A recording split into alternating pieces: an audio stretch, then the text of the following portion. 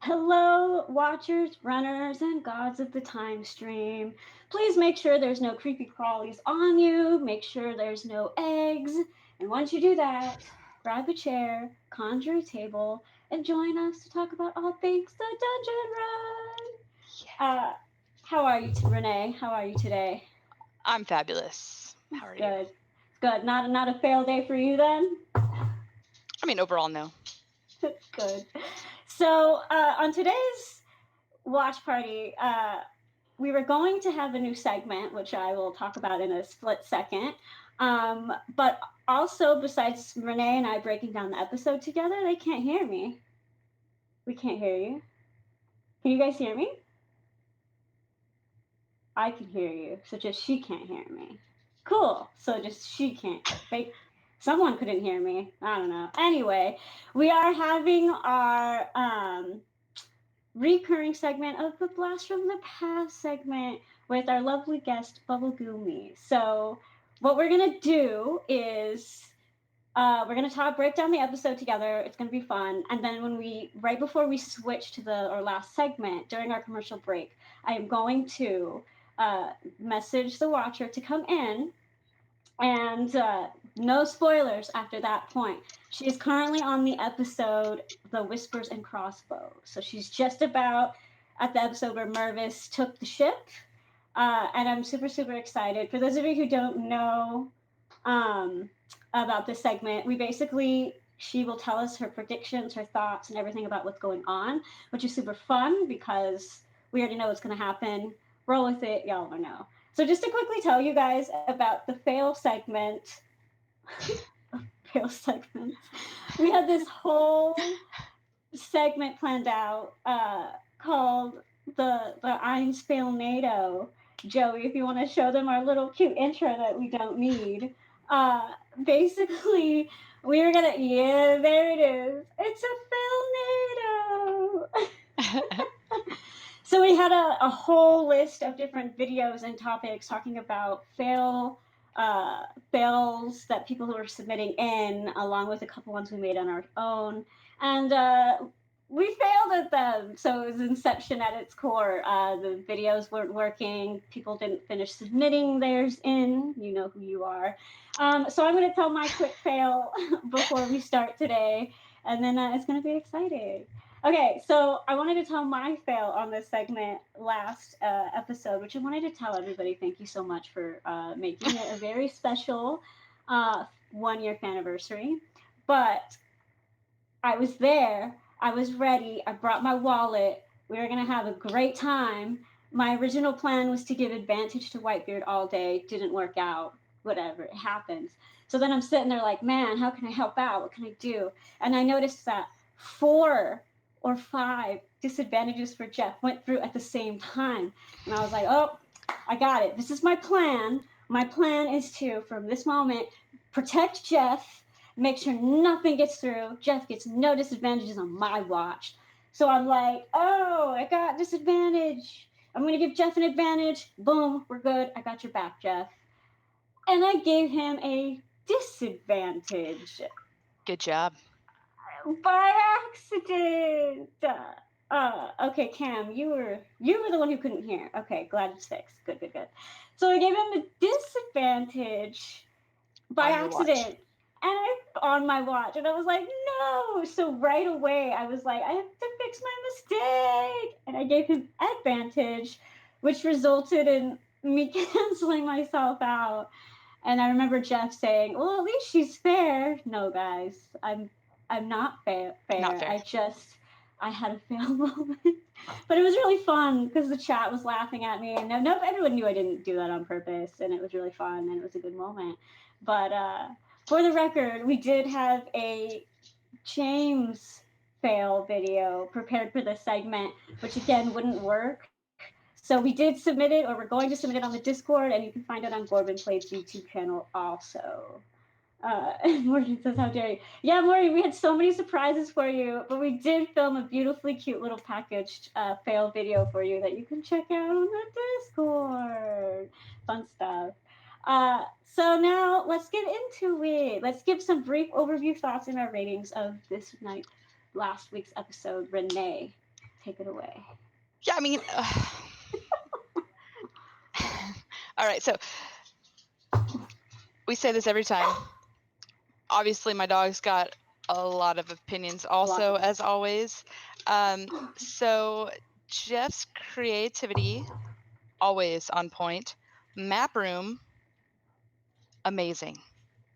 Just amazing. Nugs of goodness, but overall, hot freaking mess. And that is all. My overall thoughts. And rating? If you don't want to, you don't have to. A big old 5. But we'll get into that. A solid 5. Okay. Solid cool. 5. I tried, and I rewatched, and I tried, but solid 5. Not Jeff's fault. Not map room. To clarify, I guess. To clarify. Just, we'll get into that. Yeah. Morgan, you are loved. I hope you know that you are very, very loved. And yeah, I was really looking forward to showing you our surprises, but you'll see your fail surprise soon. Yeah. As for my opening thoughts, I agree, hot mess. But for me, the hot mess was definitely more in a fun, let's just laugh at the hot mess that they've created. I thought it had a lot of some good content, like context areas. It had a lot of really intense moments. It had a lot of craziness going on in this last episode. I'm going to say for me, I think it was a solid 7.8. I mean, 6.8. 6.8. I knew you were going to do that too. 6.8. Solid 6.8. I thought it was, it wasn't bad. It wasn't bad, but it was definitely a hot mess. So why don't you start by telling them how you think the hot mess started? Listen, I don't know about you, but we just got done with these bugs, right? And this hive with the queen chilling right up under there, right on top of this well, right? So then we just whoop down the well. We just get on in there. We don't even check it out. We don't, go slow. We don't think maybe there might be more or other creatures in there. Nothing. We just bloop. Okay, so Fidmic in chat says, I give it a 9 out of 10. Rolling with the punches and improv is the team's strength. I want to subjective though, like I get it. No, that's why I want to add to both of your comments, because for me, it was a hot mess. They were definitely improving it, but it was funny how even at one point they were like, oh man, maybe this isn't a battle we can't win. And I kept thinking, well, when you blindfold yourself and walk backwards into the enemy's territory, it's gonna be an improv day. I mean, even Jeff said, well, when you skip the whole cavern, Well, let us tell you. Morgan says, what would you have us do? Fireball well blindly before going in? So we thought of a lot of different strategies we would have gone with, but we weren't there. We weren't playing. That's true. And that's why in the moment, it's hard to judge, because in the moment, I don't know. But at the same time, I do play. So, I mean. Oh, she's seasoned player. I'm not the best. I had a Morgan moment just the other day. I don't want to talk about that either. It's fine. It was not my best moment, but still, I don't go in a cave and just. I still look around. I mean, they're just things that you just do. Especially when Jeff describes it as some of it looks natural and some of it looks carved. Well, if somebody carved it, possibly could be trapped, possibly other creatures there. I mean, it's just something that you look around for. You don't just skipsy doodle down, and hope that, oh, well, everything's going to be fine. And then you have the split party, which was fun because James is up there with Whitebeard. The two people who cannot see in the dark. Right. And then everybody else is down there. Okay, why don't we talk a little bit specifically about the James moment? It happened relatively early. And why don't we talk about our thoughts on it? Because even though it was a fail moment, we were supposed to explain to you all during our fail NATO segment, which we don't have. We were going to go more into the fact that Renee and I specifically enjoyed and appreciated the way that Morgan handled it. Yeah. And he stuck with it. He didn't try to argue it. I know there's a lot of stuff on the Discord about how he could kind of debated it, but we loved the fact he went with it, freaked out, but stayed in character, stayed in story, and just rolled with it, and that's beautiful. I don't think that happens too much. No. To that degree of failness. No. So in my games, it's common. I make mistakes a lot, and I'll own them. I mean, I'm not perfect, but I do play with some that will immediately take them back, or once they realize, oh, maybe there's a better idea, they'll take it back after they've said it and do that better idea. And once Morgan and Ron realized what was going to happen, he could have taken it back then and done something else, but he owned it and he went with it regardless. Stop it. Of the consequences, and he owned it. And yeah, it hurt his party physically, but he owned it. And as a player, I loved that. I loved seeing him own it. Yeah, I made a mistake. I'm not perfect. I loved it. My dog loves it too, obviously. Yeah, no, it was a beautiful moment and yes, the fact that he freaked out.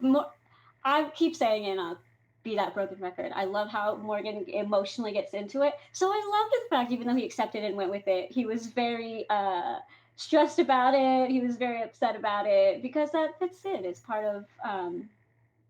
Yeah, it was part of it, and it was really beautiful. Kaz Barron says, "Don't think there was much of a way to plan for that cavern." Really? Is everyone mutually agreeing on that? Because we could have casted invisibility on someone. They could have thrown a torch down there. They could have done a lot of things. They could have gone down at the same time. There are a lot of things. There's a lot of things, but it was really great. Like I said, I thought it was a fun hot mess. I love the fact that half the party was over here, half the party was over there. What I really thought was beautiful about Morgan's fail moment was the fact that it kind of caused the whole party to not know what was going on, but they did it all in a very organic way. So as soon as the James and Ugo fell, one of the first things Fahima said was, James must be hurt. Yes. And James the whole time was like, are they okay? I don't know what's going on. I don't know what's going on. And it was interesting for me to see the team be all super chaotic, and it was chaos. It was definitely, for me, a hot mess in a fun way. I thought it was really, really, really fun. And yes, that's Roxy, everybody. Yes, that's a thing. If you hear her, you've got to see her. So here you go. Well, Sean Patrick said, toss a torch and alert everyone of their presence. If they clearly didn't seem to think there would be anything in there anyway, if they decided just to jump down it in the first place. But I agree, they could have started with the dragon and tried to scare everything off. I don't know. I just feel there's options. There's always options. Why don't we talk a little bit about? I kind of want us to go straight to the Lily Civ moment, unless you want to Oh. back up a little bit. You want to go there already? Yeah, let's go there. Okay, Yeah, so let's go okay. there. In my head, this was like the time in the movies when you're sitting there and everything is like chaotic and you've got like cars exploding everywhere or like machine guns going off or like just massive chaos, right? And then you've got, the characters that are like square in the middle and all of a sudden it's like quiet because it's just them and they're having their little moment, their little romantic moment, and everybody fades away and it's just them and it's silence and they have their big like romantic moment in the middle of all this chaos. And that's what I wanted. I wanted more than anything, and I get it, it's a family show, so like not too risque. But what I really wanted, like when Sib did that, he had his little brush of death moment. What I really wanted from Lily was like something more, like I grab him and I hold him tight, or like an expression of I kiss him back, a little more passionately, or like I wanted something more. And I'm not like super romantic, but like in that moment, I wanted something more. And I just didn't get it. Yeah, she grabbed his face and are you okay? And yeah, you got the Fahima back there, but I just wanted to see her or feel that something extra, The emotions, yeah. Yeah, I But just wanted a little more, and I was like, "Oh, this is the time." If there was ever a moment, he almost just died. yeah, and how do you not point out the fact that Civ, for a good amount of time, was just crawling around trying not to Yes, and he's like die? bloody, and he's And like, "I'm about to die."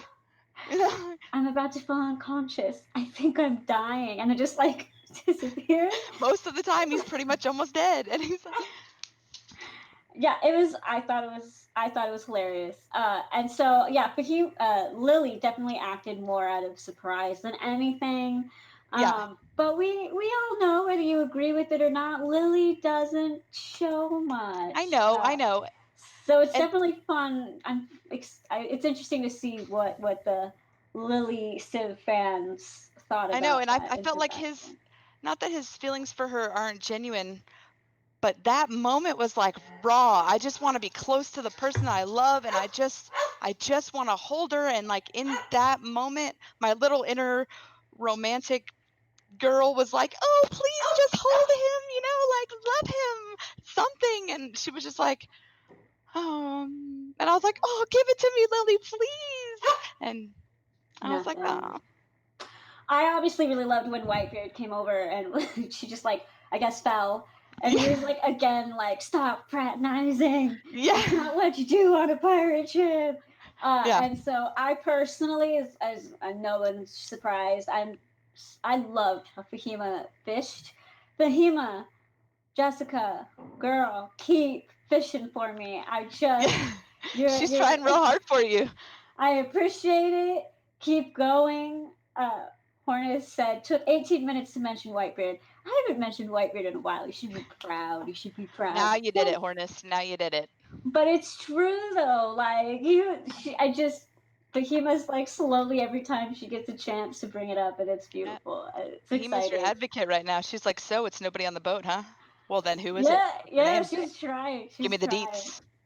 I love it. I really, really, really do Yeah. love it. So while we're still talking about Fahima, I thought we would switch to because I thought there were so many hilarious things about this episode.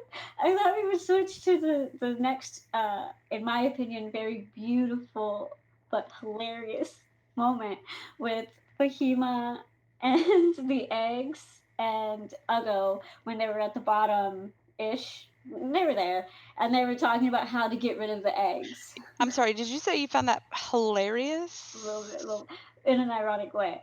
So we were talking, Renee and I were talking about how, like, Fahima didn't want to kill these eggs. She has a thing for creatures, a thing for monsters, and they were babies to her, and she didn't want to hurt them.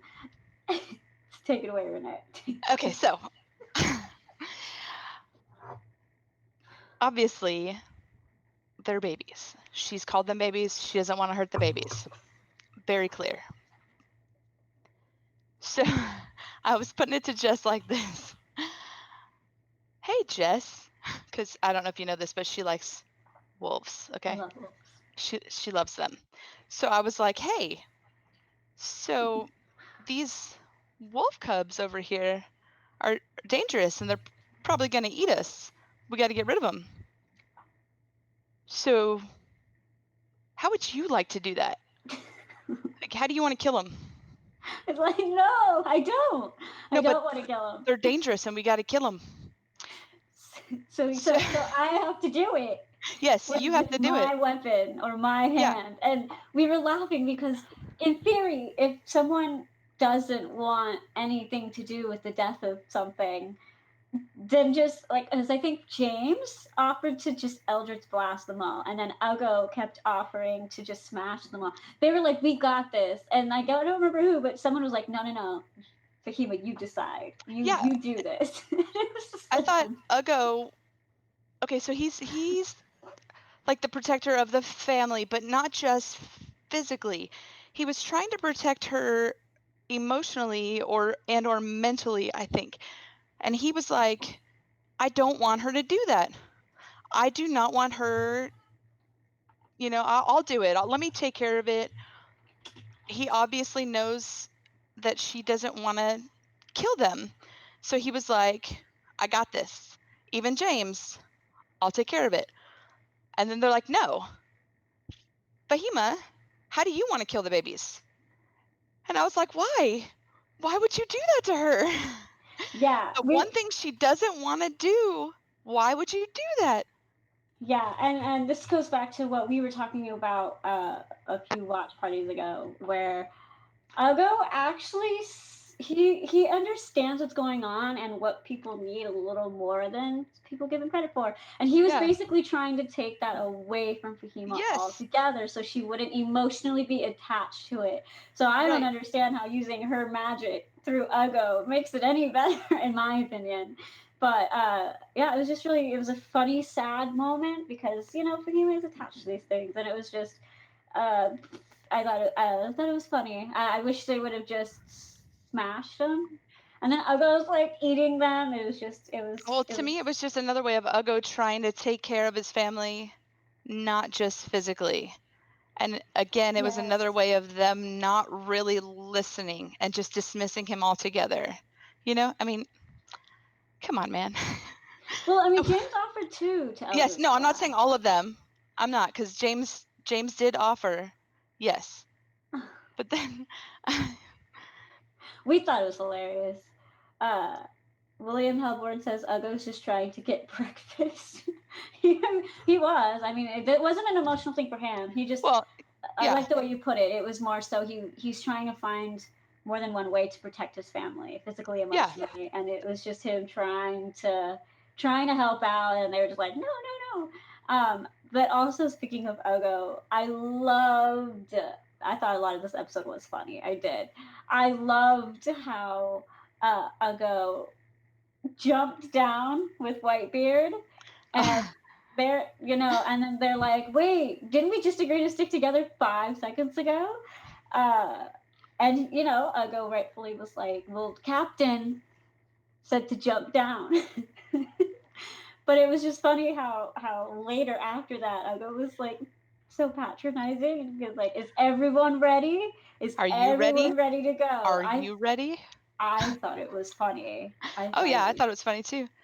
Like I said, there were nuggets of awesomeness. I'm not denying that at all. Just saying. Okay, so not Spencer Boat said, I would honestly be entertained if Whitebeard turned on them. Now, let me say, I will be very brief because I know me and Whitebeard, okay? But I will say that I think the party is getting a little too sassy with my man, James, Jared, Lily. And I think that I really think that Whitebeard should tack back a little bit. I think he needs to. I think Whitebeard inherently would have a lot more to say, and I think if they're not careful, I do think Whitebeard might. Maybe he has a plan up his sleeve. I don't know. Oh, you're speaking of the verbal liberties? I am speaking of the verbal liberties. Yes. I might Uh, agree. yeah, I just think that, like when Lily, for example, was like, "Well, we disagree, Captain," and it's like he's like, "You don't disagree with your captain." It's like, yeah, no, that's true. Uh, Mimic says Whitebeard needs to put on sunglasses and crack the whip. I agree. I do. I think Whitebeard needs to show up a little more sassy. He's been so sassy this last episode, and I did enjoy it. I liked his little comebacks. You're an abjuration in my side.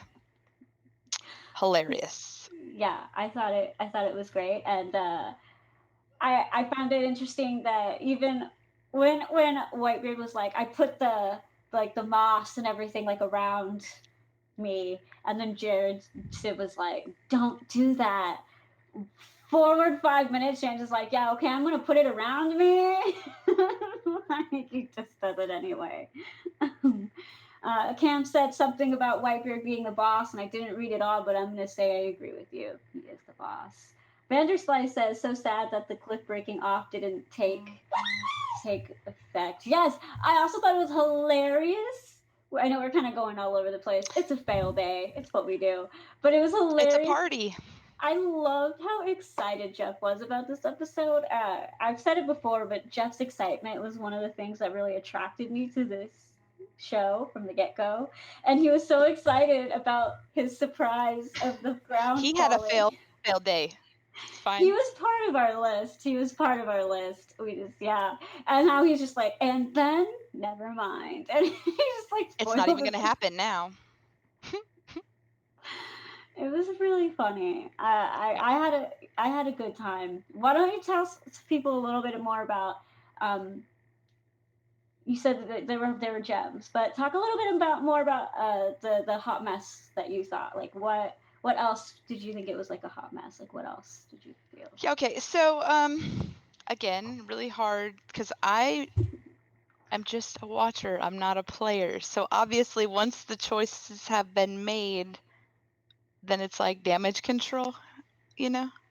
Anyway, so the split party bit was difficult because then you got the two that can't see.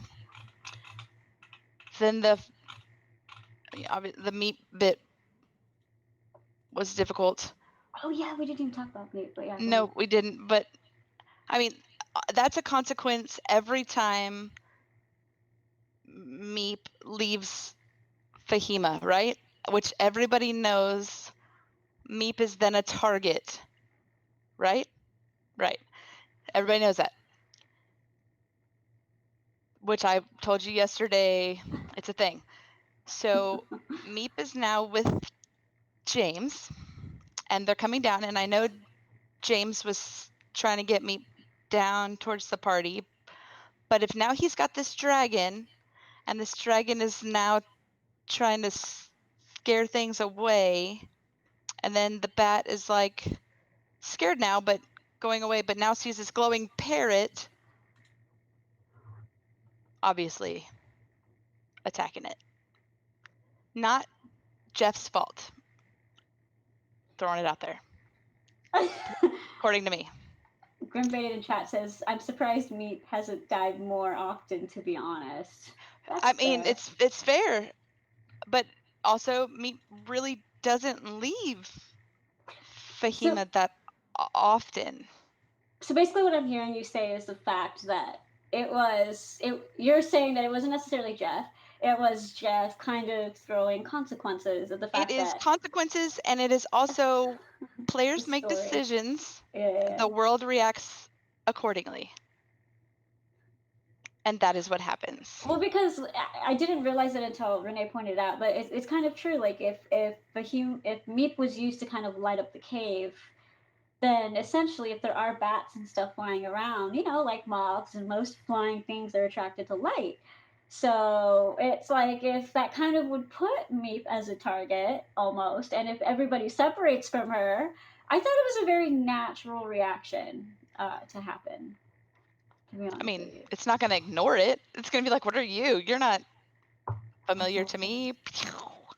And Chef Scott said, I loved Meep's reaction to when she was reborn. So when she was annoyed?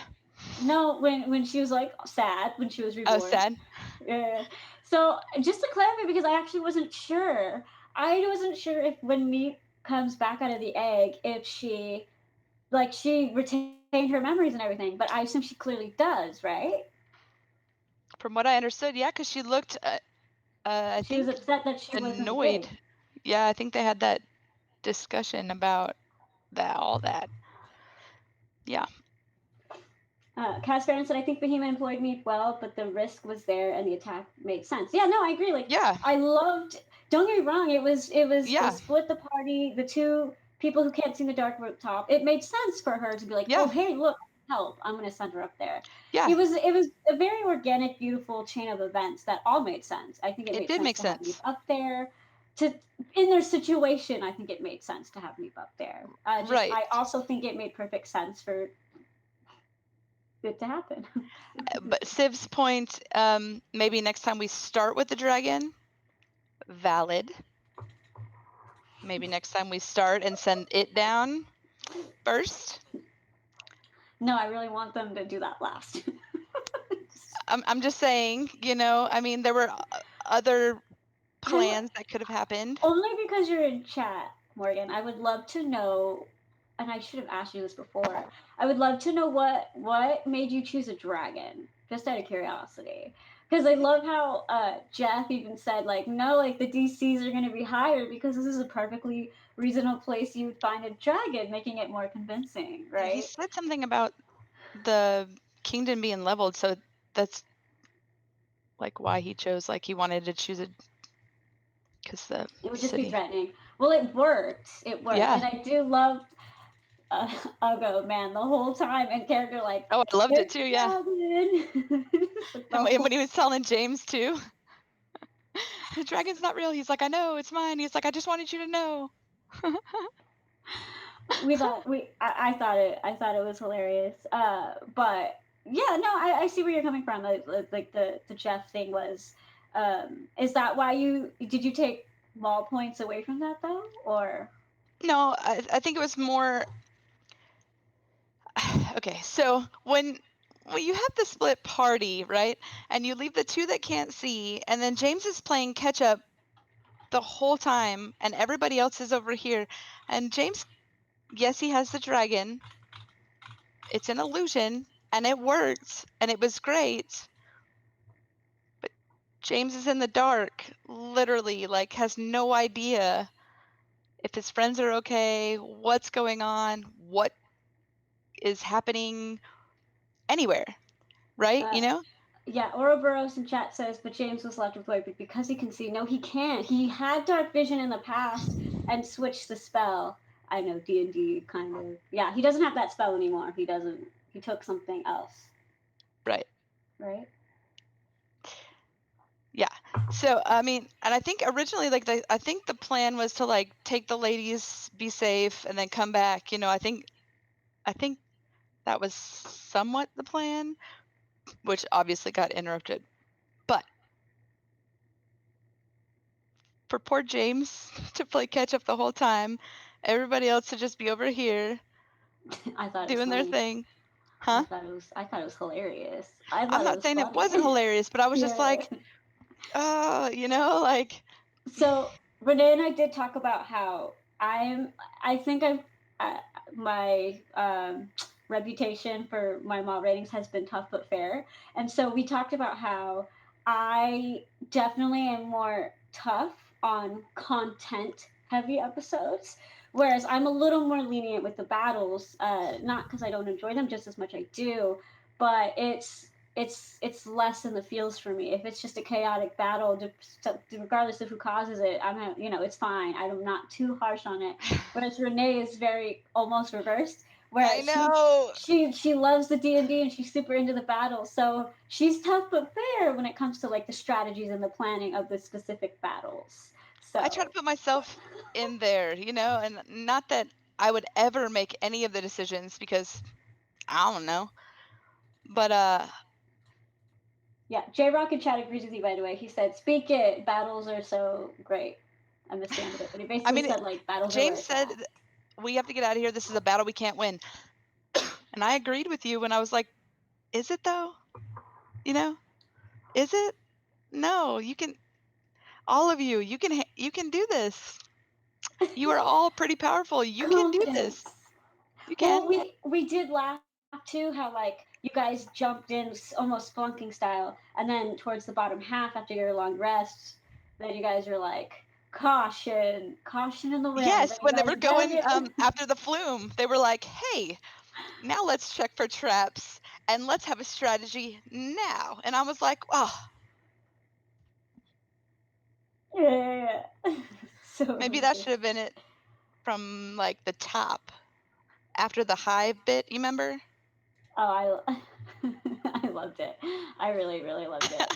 I'm all for. I'm definitely more of Team Force of Evil. So I feel like if people want to make mistakes, I will happily Oh watch yeah, the I mean, consequences to your mistakes. mistakes make it great, but Uh, I'm not gonna be like, "Yeah, you skipped the whole thing." 10 out of 10. 10 out of No, 10. No, I totally get it. not a thing. And if Lily somebody would have Dimple, fallen off those rocks, that's what you get. You yeah, didn't check them out. Lily Dimplestead fan says, "Here's a bingo where it ran in guns ablazing." It's true. I thought it was amazing. It was fun. It was fun. Definitely a hot mess, but Yes. subjectively, whatever a hot mess means to you is what it means to you. So before we move on to our commercial and our amazing blast from the past segment, final thoughts on today's episode. Final thoughts. Maybe start with the dragon all together. Don't leave the people that can't see by themselves. Work together. Maybe listen to the green guy a little bit. So pointed. I love it. Morgan says no one's arguing it wasn't a hot mess. I know, but it's the best way. Yes, A and failed, a it's failed, totally fine to make mistakes. a Totally failed fine. NATO and a hot mess. It's just the I love funnest. it. It's the most fun way to describe this episode. It really I is. love that you owned it, Morgan. You're my hero. My final comments is I really want to see going forward the party. Thank you. Morgan. I really want to see you guys come together more cohesively. But with that said, I also want to point out that Whitebeard was great. That's really my final things. Corbin Play said it was very entertaining to see something, but you guys are talking too fast and I can't keep up with the chat. So Corbin Play says it was fun to see something. But yeah, I think I'm excited to see what's going moving forward. I'm excited to see what's going on with these figures. I'm excited to see Yes. what Jeff has at the end of this cave. It'll be very exciting. It is interesting. And we have theories, but you know, don't really want Not to for get right too now. into them now. But it's fun, and I will say, just because it's not a secret, I really feel we are coming to the end Yeah. of this timeline soon, which is a very bittersweet thing for me, and tears will be shed. But yeah, I think It'll be that fine. You'll find a way to work it in. It's yeah, fine. yeah, we'll deal with it. So as of this moment forward, what we're going to do is we're going to play a commercial break while I tell our guests to come in. So from this moment forward in the chat, no spoilers up to the Whispers and Crossbows. And this was the one where Meep talked for the first time, and I said they just find out at the end that Mervis took the ship. So no spoilers after then, and I'm excited. So before we bring on our next guest, let's play. I think Vanderslice has a commercial for us. Neighbor giving you a hard time about your chrono seeds falling into his garden? Local landowners trying to raise your taxes every month? Goblins and pesky pixies keep raiding your juicy tater crops? Well, you need to take yourself on down to Big Jimmy Q's house of illusory worms. We got dragons. Yeah, you heard right. Real, honest to goodness dragons that are 100% guaranteed to scare off all them varmints of various descriptions far away for good. We got fiery dragons, frosty blue dragons, and heck, we even got gold dragons. And the best part is they ain't even real. Oh, okay, well, I was exaggerating before, but your local Wizards Guild can't do squawk, because our dragons don't even do no damage to nobody. Just mighty fine scaring is all. They smell like dragons, sound like dragons, and if you're that way inclined, even feel like dragons. So what you waiting for? Get your ferocious worm from Big Jimmy Q's today. Illusory dragon conjuration requires concentration. Big Jimmy Q's House of Illusory Worms and its subsidiaries will not be held responsible for any unforeseen actions due to lack of concentration, including, but not limited to, rolls below 10.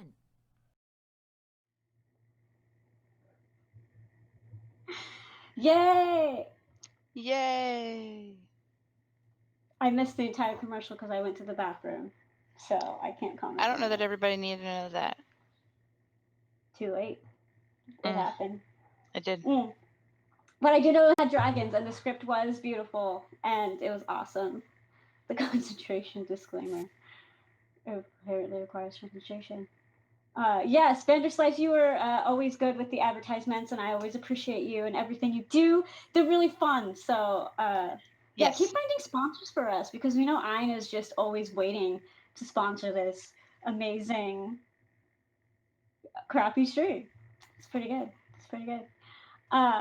Lots of sponsors. Let's see. I'm hoping she's backstage.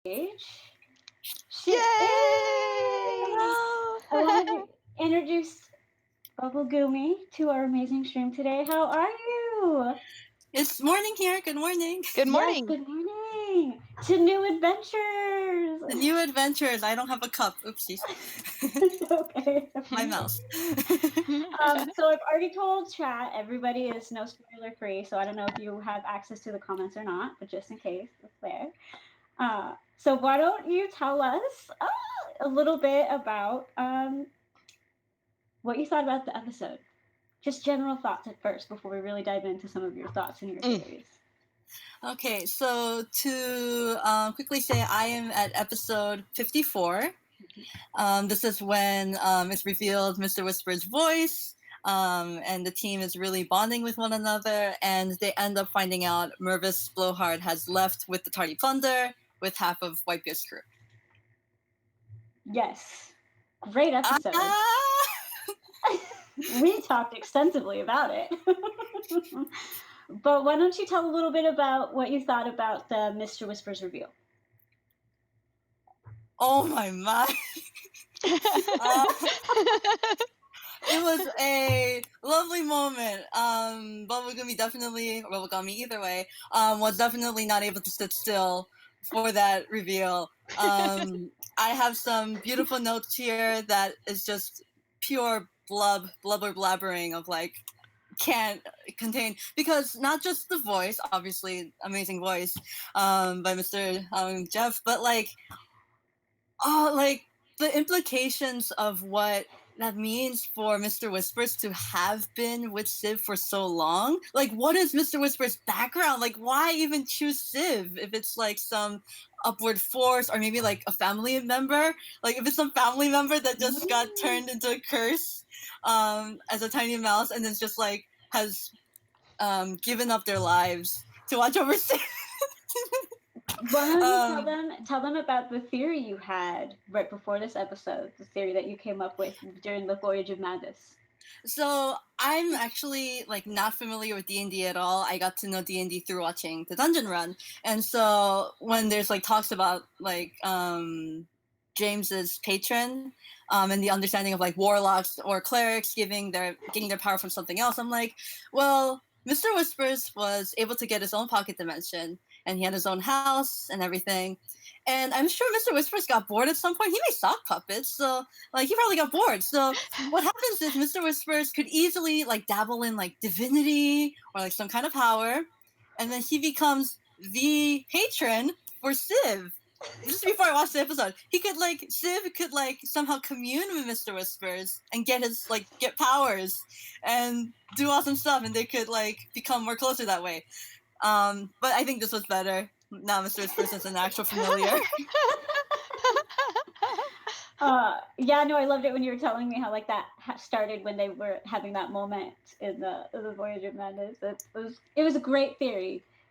Who knows? Oh yeah, 100%. No. I'm on board.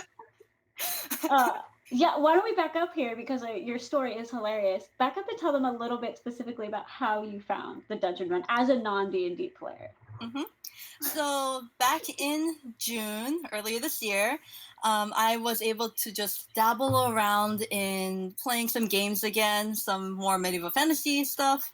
And I came across this multi-user dungeon. It's called an MUD, and it's all text-based MMORPG. So you just play a game, all text, but you play with tons of players all around the world. And I played a gnome arcane trickster, basically. Like you Awesome. can kind of like mix stuff together. And I was having a ton of fun, and all of a sudden I realized, wait, I don't know what a cantrip is. I don't know why people are talking about rage and like, and it wasn't D&D vocab, but it was certainly just vocabulary I was not familiar with. And I'm like, what in the world is going on? And fast forward to a month later, I'm watching D&D TikTok compilations. Just to I get love like it. just a crash course of understanding this. And actually I don't see comments, by the way. And Neither. what happened? One of the compilations, I can share the meme after this watch party. I found a meme in the beginning of each compilation. There's a meme, and they show this guy who's sweating and he's like staring intently at a switchboard with two buttons. One of the buttons says critical role, and the other one says the dungeon run. And long story short, I'm here.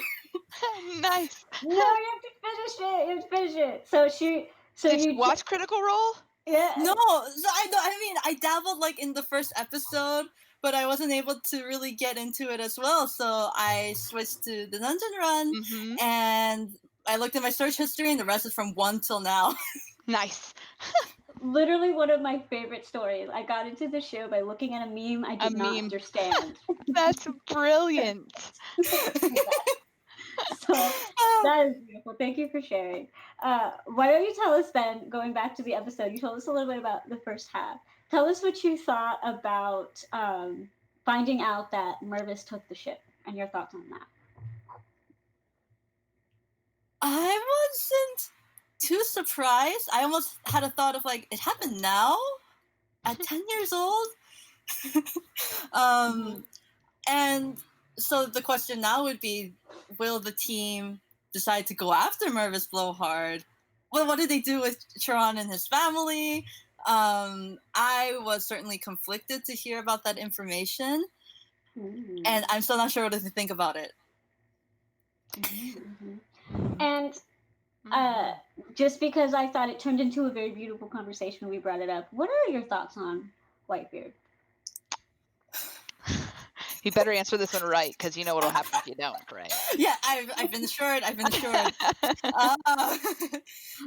would say throughout our journeys in Ain, following the heroes of Bingo, I have been really just intrigued by Mr. Whitebeard's crew and Mr. Whitebeard himself. So I mentioned before that when we met Mr. Loudmouth initially, he was just end up being this like really just quiet and washed out character, and now we find out that Mr. Loudmouth loved talking, and he just wanted people to notice him and like get an understanding of him. I love it. And like this guy just wants to be loved. I'm sorry, all the love to all the characters, but Mr. Loudmouth especially. And it pains my heart now that all the heroes are just like, stop, Mr. Loudmouth. Yes. Stop. Yes. And you know what? Like honestly, if I were someone in that realm, I would definitely be like, Mr. Loudmouth, you've spoken enough. But like, as a watcher, I would love to hear Mr. Loudmouth ramble on for hours. I could sit with that. To know that Mr. Loudmouth is permanently maimed by Mr. Whitebeard, even if Mr. Whitebeard hasn't shown like totally villainous colors, he's still like a flawed person, and so, but the fact that he hurts Mr. Loudmouth hurts me.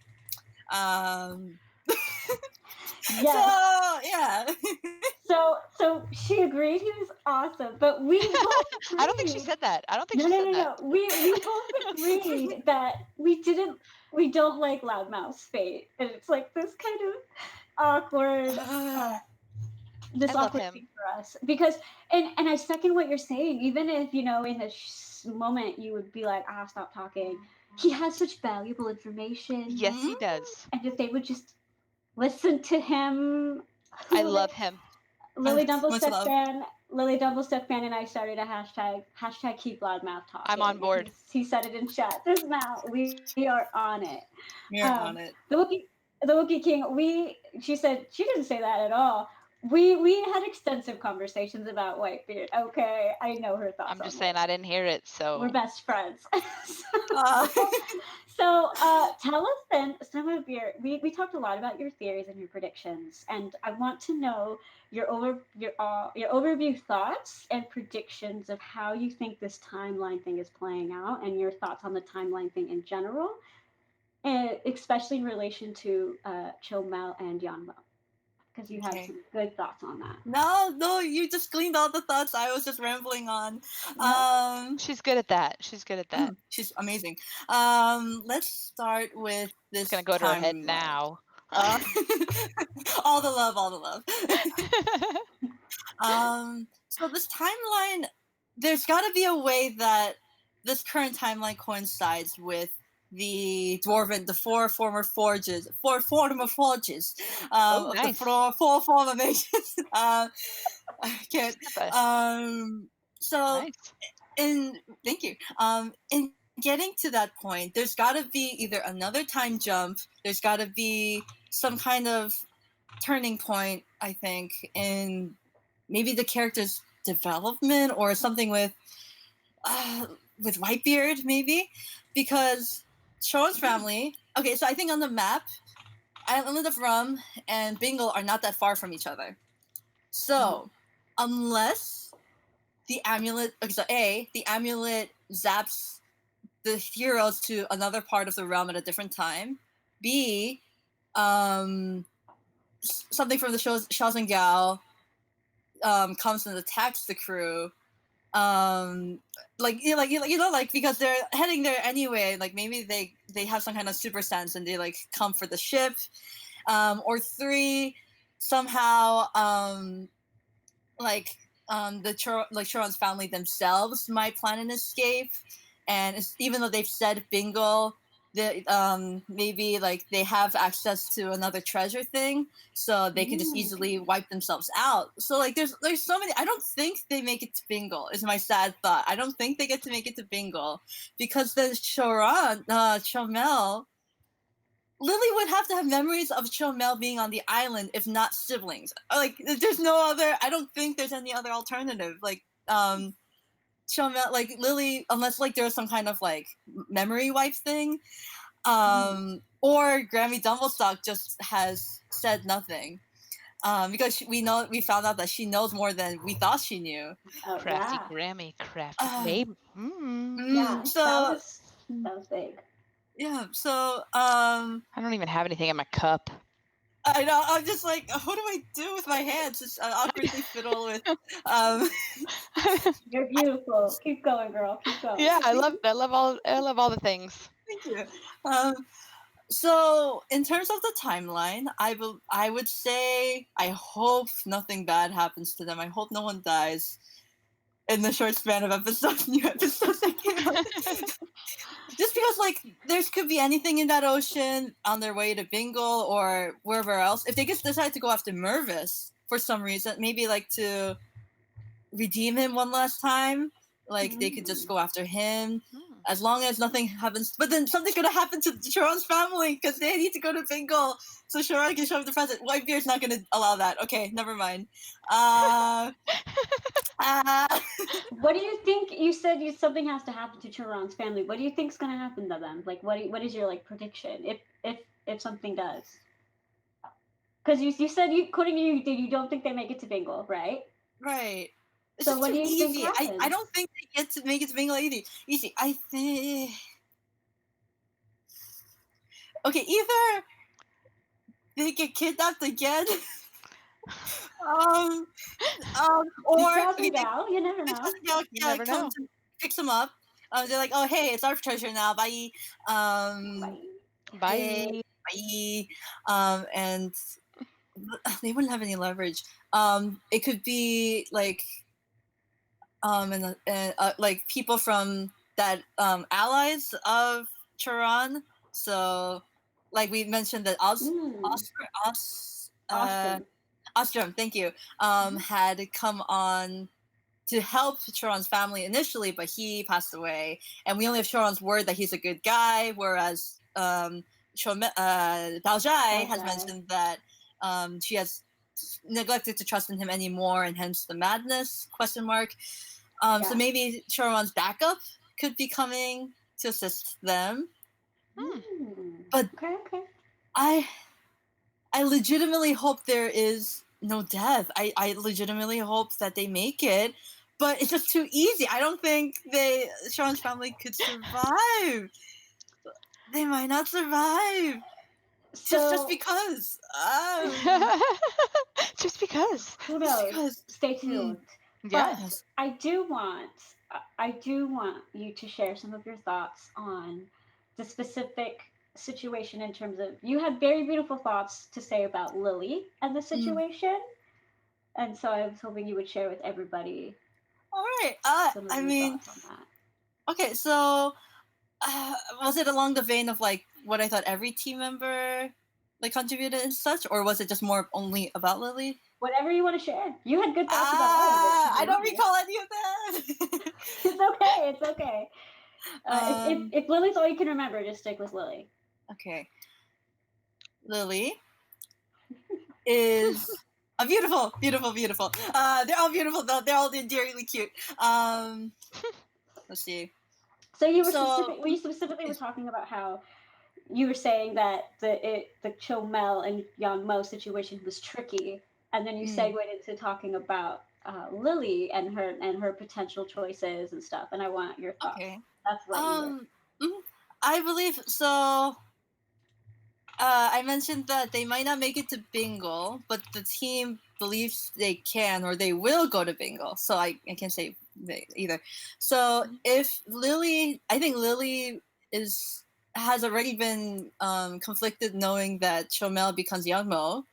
So for her to come to terms of what it means to save Chomel, I think is a huge quiet stirring in her heart, maybe, because all the characters we've seen, like their kind of open conflict and their stakes, maybe, and we've come to realize maybe, or I've come to see that maybe for Lily right now, her biggest stake is, do they allow Chomel to live?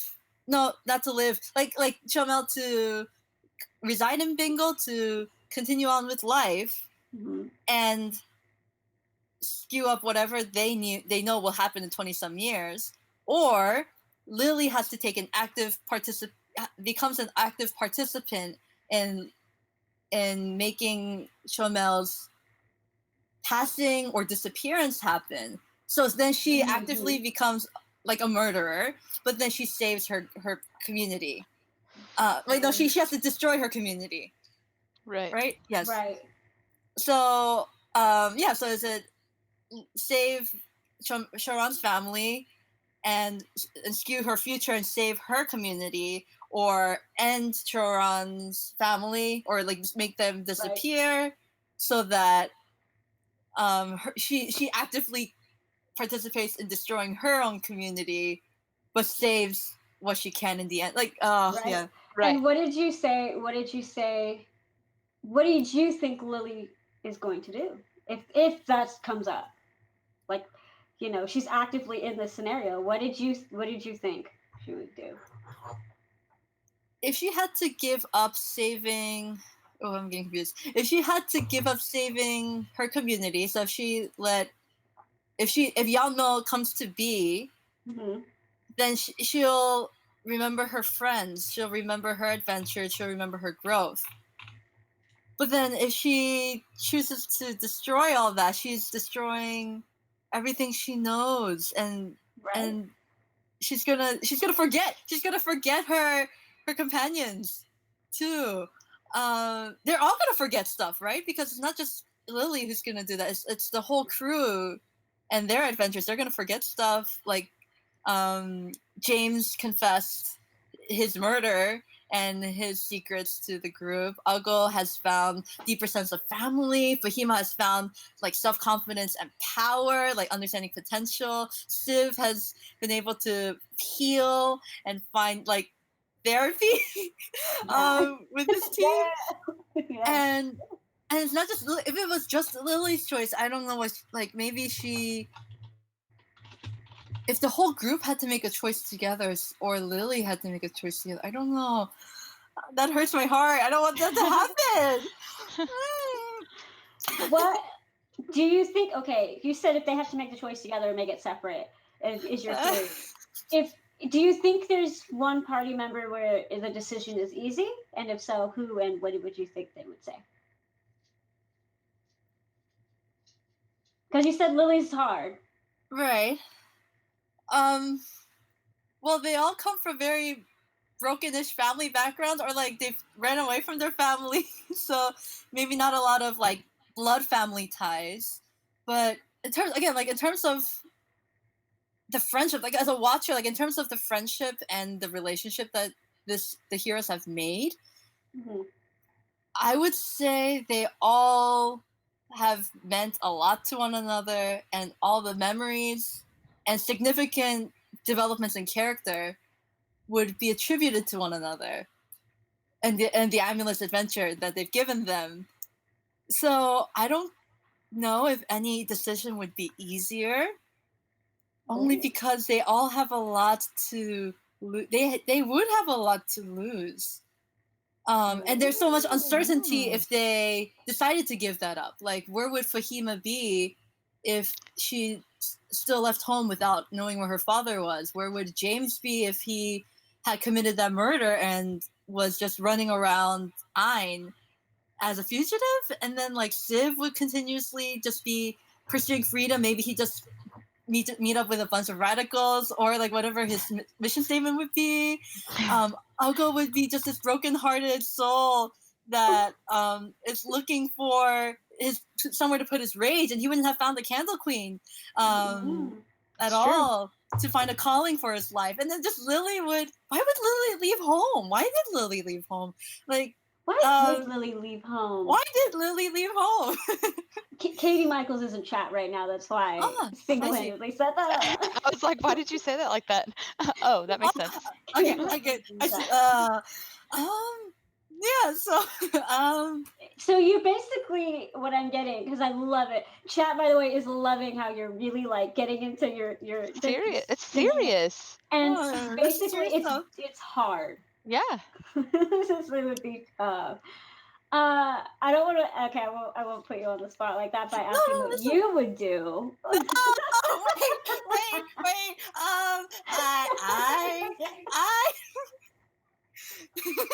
I won't do that.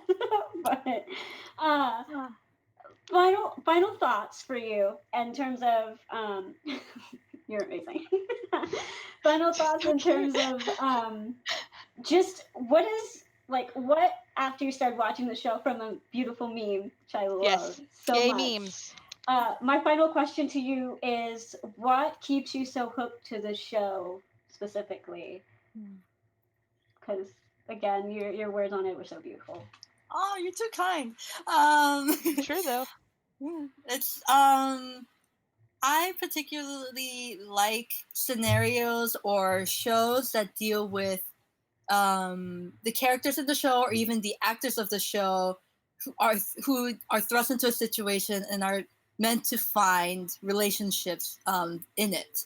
And it ends up becoming more familial, perhaps, but that authentic way of finding conflict and like finding things to connect with one another is such an interesting dynamic that I enjoy a lot. I've been part of other fandoms and other groups that deal with like just people like a classroom. Like, if you think about all these students, their first day of school, they don't know each other, and the teacher's there to make sure that all these students like cultivate relationships with the teacher but amongst themselves. Like, I enjoy seeing that raw building of community, like brick by brick, just chipping away at this marble to build a statue together. And there's gonna be like really bad chips, and there's gonna be like parts that don't work at all. And hence, there's even in the dungeon run, I appreciate the moments that the characters have like these heated debates too on certain topics, because it shows that that hurts my heart. My Walter heart just breaks every time,